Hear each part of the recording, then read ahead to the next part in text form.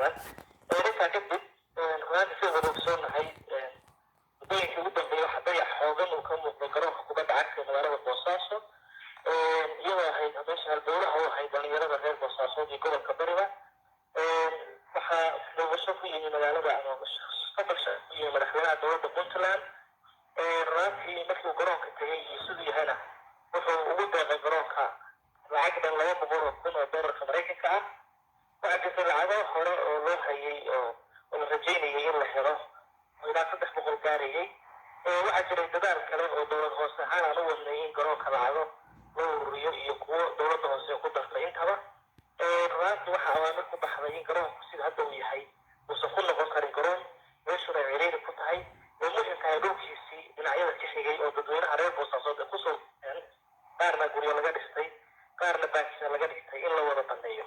sanadii marka taas duulena baan wax nisaaka inaanu digniin kala dambaysta aanu siino mid qoraal ah iyo mid afka ah intaba dadweynaha guryaha iyo garoonka kubadda cagta leh waan soo calaamadnay waraaqada waan u dirnay baraha bulshada iyo TV-yada waxaan uga sheegnay in muddo 15 cisho cid walba wixii ka yaala ka qaataan si loo soo celiyo dhulkii hore oo garoonku ahaa oo baakis uu ahaa haddii loo baahdo marka in xataa garoonka hore loo soo qaadana si loogu soo marka waa sax oo dhawaan madaxweynaha ayaa amray in laga loo baneeyo baakimada uu garoonku leeyahay marka idinku 15 bari gudahood ayaa waxaad tiraadeen in alaabta laga qaato oo qof walba wixii markaas ka yaalo uu ka qaato soo lama oran karo markaas waa ku yartahay 15 bari oo ina wada waqtiga uga kordhisaan ayay yahay raadii waa ka fakarnay 15 cisho kuma yara markii ayaamoodta baxday ka hor waxa ka soo wareegtay muddo waxaan malaynayaa ilaa 12 cisho ama 20 cisho هذا كسر كسلي أنا كنا نقول بحي إلا بنية ما تدري كسر الحوار بحياة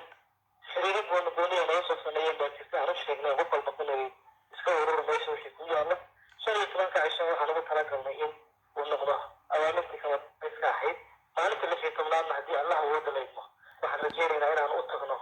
ويجي نوع حركة أونلاين شغل الله إبني أنا وقبلنا waaye marka gudoomiye guryahan markaas garoonka hortiisa intee guri ayay dhan yihiin baas leedahay qiyaasaha raantii guriga yihiin dhowr guri weeye ujeedada loo burburinayaa hadda wataan isla wada ognahay raantii waxa weeye awalna horey dhulka wuxuu ahaa dhul garoonka uu leeyahay moos ahayn dhul baas ka bannaan dadweynaha guryaha leh in waqtiga aanu qabanay wixii allah wixii qalaba iyo wixii agaba oo iyaga inay ka gurtaan si shaqada loo idmaday dowladda hoose uga qabsato waaye gudoomiye marka guryaha dowladda ayaa la duminaya saa adiguna sheegtay madaxweynuhu hore u sheegay marka ma guryaha dowladdu leedahay oo dhan oo Boosaaso mise waa inta kaliya garoonka hortiisa baya ma ahaan doonto insha Allah aan hore waxaan soo duminay ilaa 6 guri oo hore u deganaa keys hore waxbarashada ama hore waxaan maxkamad meesha ku shaqayn jirtay waxaan kaloo soo duminay guryo kale oo wadooyinka soo galay haata waxaan duminaynaa garoonka kubadda cagta guryaha ku yaala kadibna waxaan rabnaa in insha Allah taala goobaha kaleeto oo dowladda ay lahayd oo dhanba in la wada baneeyo wax qorshaha jira waana la fulinayaa insha Allah taala laakiin tartiib waa loo kala qaadayaa hadba tartiib loo kala qaadana haddii Allah wado waaye marka dadka degan meelaha dowladdu ay leedahay haddii ay digniintiina ama waraaqo u dirteen sidaa sheegtay waxaan ka aqbalay oo markaasi ogol iyo inay ka soo horjeedaan midna wax walba aragnay dad ogol oo soo dhaweynaya in horumarka la qabanayo saad soo dhaweynayna way jiraan dad weli u haysta inay dhulka iyagu leeyihiin oo muddo badan ay deganaayeen oo intifaacayeen iyaguna way jiraan laakiin waxaan rajaynaynaa insha Allah taala waxaasoo dhan in looga gudbo danta caamka shacabka reer Boosaasood oo wada ogyihiin in danta caamka lagu horumarinayo danta wayna soo wada dhaweynayaan dhammaan dadweynaha reer Boosaasood tallaabay soo dhaweeyeen bay noqotay waxaan rajaynayaa dadka hantida lahaana in iyaguna sidaas oo kale u soo dhaweeyaan